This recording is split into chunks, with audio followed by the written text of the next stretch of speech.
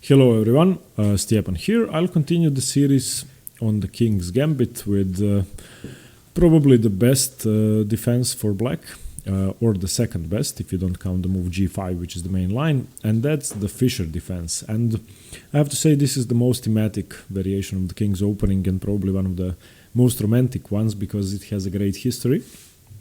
The great Bobby Fischer, after having lost his game against Boris Spassky in Mar del Plata in 1960, which was played in the King's Gambit, of course, Boris Spassky played the Kaiseritsky Gambit.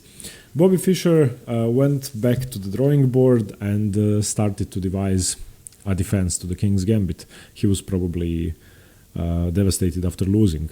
We know that, in fact. So he probably wanted to create something that would be simply winning for black because he figured that the King's Gambit was unsound. And a year later, after losing his game, he published an article in the American Chess Quarterly. It was the first edition of the magazine. And the article was called A Bust to the King's Gambit, in which he theatrically said that he found a defense to the King's Gambit that wins for black by force. And the opening was later on called the Fischer Defense. It's still called that today. And he ended up saying at the end of the article that, of course, white can, and this is a quote, white can always play differently, but then he merely loses differently. So Fischer was quite certain that the King's Gambit was refuted completely. The opening starts after e4, e5, f4 by white, the King's Gambit accepted, e takes f4, white plays knight to f3, the King's Knight Gambit, and what's funny is that Fischer went on to play the King's Gambit himself later on after having published his article, but he always chose the Bishop Gambit line with bishop to c4 because against this the Fischer Defense can't be played. So the Fischer Defense can only be played after knight to f3. And the first most common move here is g5. This is the main line, and the Fischer Defense is pawn to d6. And Fischer referred to 3d6 for black as a high-class waiting move, which enables black to defend his f4 pawn more comfortably and to develop his pieces, while at the same time keeping a lot of pressure on white's position. And I have to say that this does seem as a very logical continuation. g5, even though it protects the pawn immediately, seems far more risky than d6. First of all, d6 opens up your light-squared bishop, so you can get another piece into the game. Secondly, it sort of solidifies your center because it prevents e5, which, even though it's not a common idea in the King's Gambit, can be a serious threat in many positions, especially if you develop your knight on f6, so e5 can't dislodge your knight. So d6 is a logical continuation and a perfectly fine defense. Now, what I have found in my research is that well, Fischer wasn't correct. We have the benefit of using engines today, and the Fischer Defense isn't winning by force for black. It does, however, result in favorable positions for black more often than not. And I have found only one line in which white seems equal or better in the middle game. So we are going to go over all of these variations. I'm going to show you the basic replies for white, and if you play this position with the black pieces, how do you fight with the Fischer Defense? And if you play the King's Gambit, how do you refute Fischer's refutation of the King's Gambit? From here on, from the Fischer Defense, knight to f3, d6, white has two main moves. One of them is d4. Another move is bishop to c4. There have been some more tries. Knight to c3 has been played, d3 has been played, but d4 and bishop to c4 are definitely the two best tries. According to the engines, d4 is the best move. Now, I believe that bishop to c4 is slightly more precise from a human perspective because of one exact continuation. d4, of course, defends attacks the f4 pawn immediately, so it makes perfect sense. And if you saw the introductory video, the whole point of the King's Gambit is for white to remove the black pawn from e5 in order to be able to create a strong center with pawns on e4 and d4. So now, after d6 has been played, you immediately take the opportunity to create a broad center. So d4 is a perfectly viable move. On the other hand, after knight to f3, d6, bishop to c4 creates more attacking pressure than d4, and it also gives you an ability to castle should you choose to. Okay, let's go over d4 first. d4 is the main move. After d4, the pawn is attacked. Black has only one option, that's the move g5. Okay, defending the f4 pawn. Here, white needs to continue aggressively. White has gambited the pawn. White needs to get a lot of initiative for the pawn in order to create pressure on black's position and, in the best case scenario, regain the pawn with a better central pawn structure. So white continues with pawn to h4, putting pressure on black's kingside pawn structure immediately. Black has only one move here, g4, chasing away the knight from f3, and in this position you don't put your knight on g5, it's far too risky because h6 or f6 and you could end up losing a pawn. This has been played. Alexander Morozevich actually played this position against Garry Kasparov. He did play knight to g5 and then took on f7. He went on to take, and the sacrifice wasn't as unsound, but Garry Kasparov refuted it remarkably. You can check out that game. It was played in 95, Morozevich-Kasparov. But the best move here is not to sacrifice your knight to g1. And now, of course, you could argue who is better. The engines will always like black here because he has an extra pawn. But black's king is quite unsafe. When you look at it, black's kingside pawn structure is very loose. Two of his pawns are attacked, and it looks as if one of them might drop. Here, black has three options. By far the most common move here is bishop to h6. Two sidelines are f5, a very aggressive sideline, or queen to f6. Let's look at queen to f6 first. First of all, queen to f6 defends the f4 pawn. Knight to c3 for white, knight to e7 developing, and the bishop is most commonly going to go to h6 as in the other line. Knight g to e2.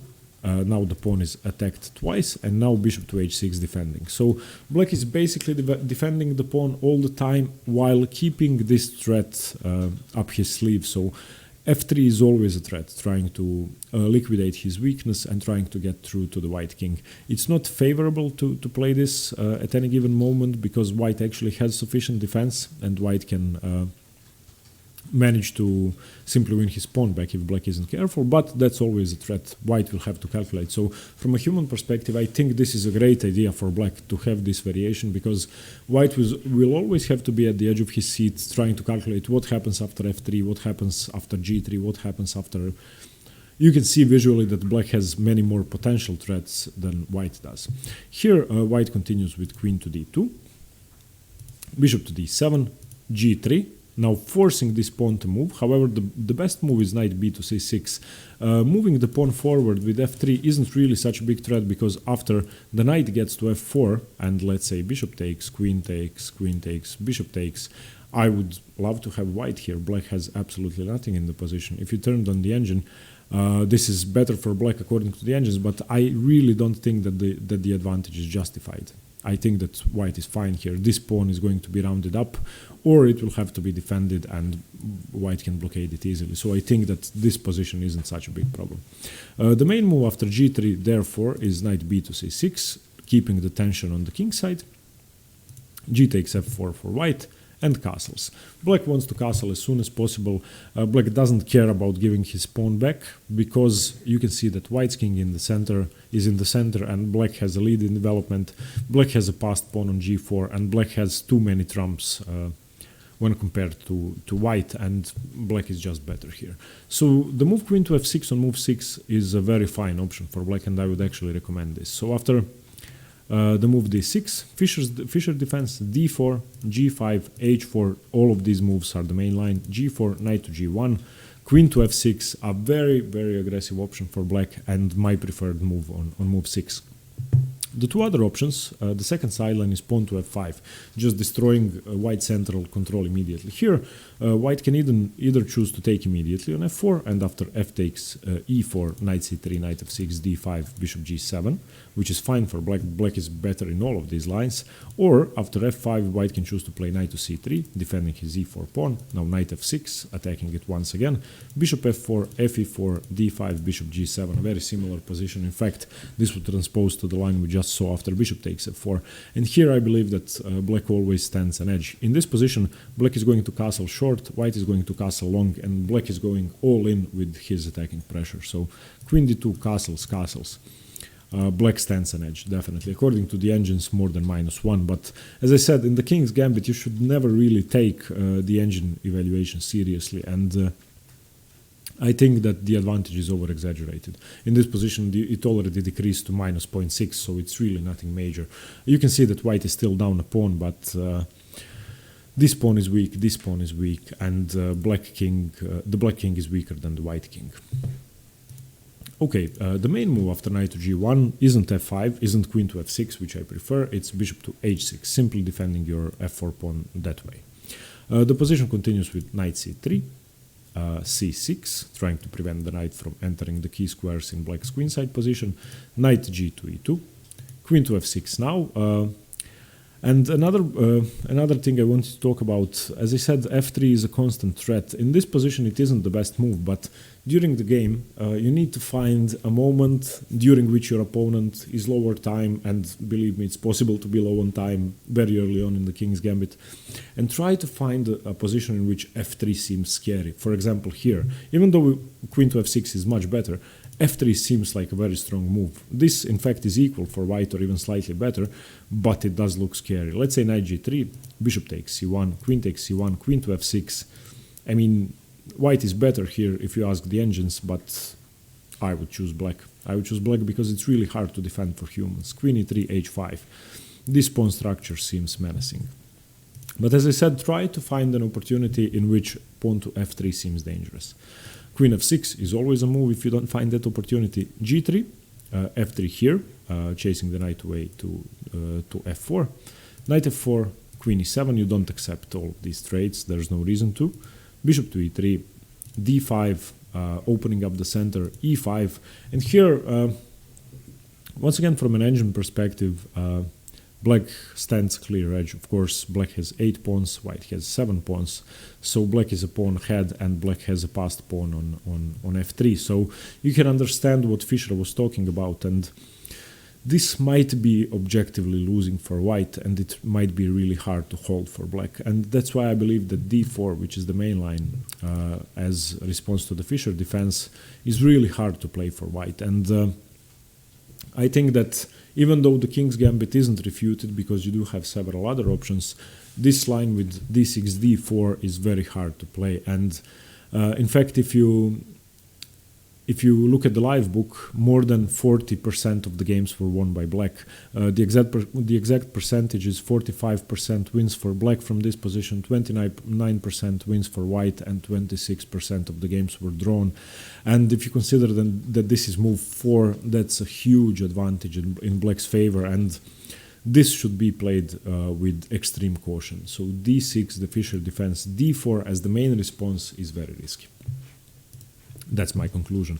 Now the second move, e4, e5, King's Gambit accepted, knight f3, the King's knight gambit, d6, the Fischer defense, bishop c4. The second most popular move is, I believe, much easier to play for white. Now the main move here for black isn't g5 because there's no need to defend your f4 pawn yet, it's h6. And this now gives white an option to prevent g5. There are two moves from this position. One of them is the central expansion with d4, as we saw in the other line, and the other move is h4, which I think is fine for white. And this is the only variation in which I think white is equal and stand a chance to be better in the middle game if played properly. So I would recommend playing this against the Fischer defense. But let's go over the main line first, just to give you an idea what it looks like. So h6, d4, expanding in the center, g5 now, because it wasn't prevented with h4, white castles. Here, black has 8 pawns, white has 7 pawns. You have given up a pawn. Whether it's clear why you've given up a pawn, I'm not sure. The engines give this position as -1, and I think that the advantage is completely justified.